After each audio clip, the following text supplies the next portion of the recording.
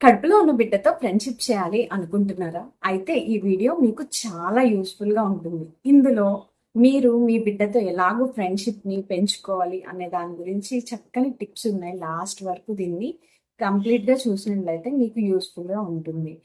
ఈ వీడియోలో నా ఓన్ ఎక్స్పీరియన్స్ ఇంకా సైకాలజీ అండ్ రీసెర్చ్ లో ఉన్న చాలా మ్యాటర్ ని గ్యాదర్ చేసి ఈ 5 టిప్స్ ని నేను చెప్పడం జరుగుతుంది. కంప్లీట్ గా చూడండి, మీకు చాలా యూస్ఫుల్ గా ఉంటుంది. ఫస్ట్ టిప్ వచ్చి బేబీతో మదర్ మాట్లాడడం స్టార్ట్ చేయాలి.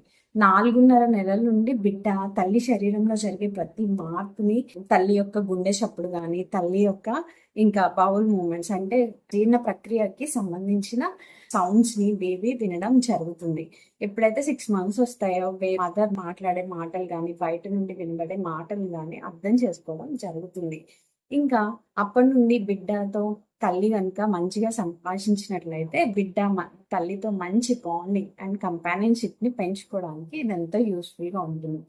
సెకండ్ టిప్ వచ్చి బేబీ కోసం మీరు ఏదైనా పాటని పాడడం కానీ, లేదంటే ఇన్స్ట్రుమెంటల్ మ్యూజిక్ అలాంటిది వినడం కానీ చేసినట్లయితే, కడుపులో ఉన్నప్పుడు మీరు ఏ మ్యూజిక్ అయితే బిడ్డకి అలవాటు చేస్తారో, మీరు ఏ పాటనైతే పాడతారో అది బిడ్డ పుట్టిన తర్వాత కూడా వాటిని రికగ్నైజ్ చేసి ఆ పాటలు పాడినప్పుడు రియాక్ట్ అవ్వడం అనేది మీరు మీ ఓన్ లైఫ్ లో కూడా గమనిస్తారు. సేమ్ నా బేబీ విషయంలో కూడా నాకు ఇలాగే జరిగింది.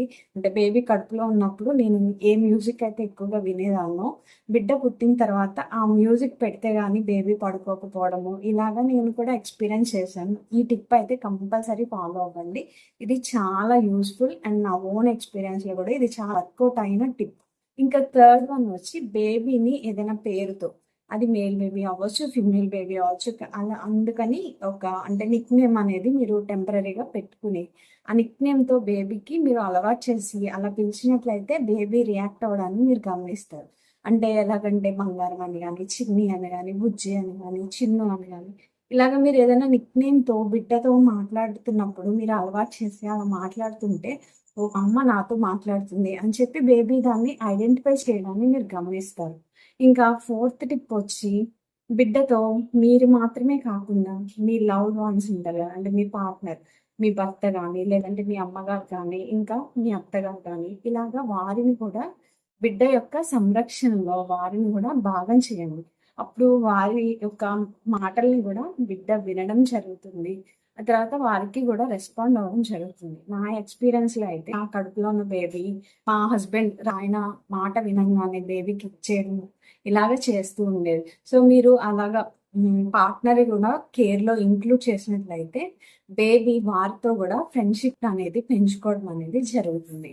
ఇంకా ఫిఫ్త్ టిప్ వచ్చి బేబీ ఎప్పుడైతే యాక్టివ్గా ఉంటుందో, ఎప్పుడైతే మీకు మూమెంట్స్ ఎక్కువగా తెలుస్తున్నాయో ఆ టైంలో మీ స్పర్శని కూడా బిడ్డకి అలవాటు చేసినట్లయితే బేబీ ఆ స్పర్శని అనుభూతి చెందుతాయి. అంటే బిడ్డ కదులుతున్న సమయంలో మీరు మీ కడుపు మీద నిదానంగా స్పృశించడం, అంటే చిన్న మసాజ్ చేయడం కానీ, బేబీని టచ్ చేస్తున్నట్టు అలా చేయడం కానీ చేసినట్లయితే మీలో ఏర్పడే హార్మోన్స్ వలన కూడా బేబీ బెనిఫిట్ అవుతుంది.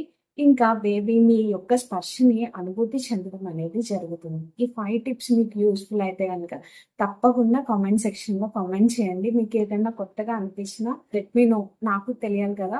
మీకు ఏదైనా కొత్తగా అనిపించినా, మీకు యూస్ఫుల్ గా ఉన్నా ఖచ్చితంగా కామెంట్ సెక్షన్ లో కామెంట్ చేయండి. ఈ వీడియో నచ్చినట్లయితే లైక్ చేయండి. ఎవరికైతే వీడియో యూస్ఫుల్ గా ఉంటుందో తప్పకుండా వారికి షేర్ చేయండి. మరిన్ని ఇన్ఫర్మేటివ్ వీడియోస్ కోసం ఛానల్ ని సబ్స్క్రైబ్ చేసుకోండి. Thank you for watching.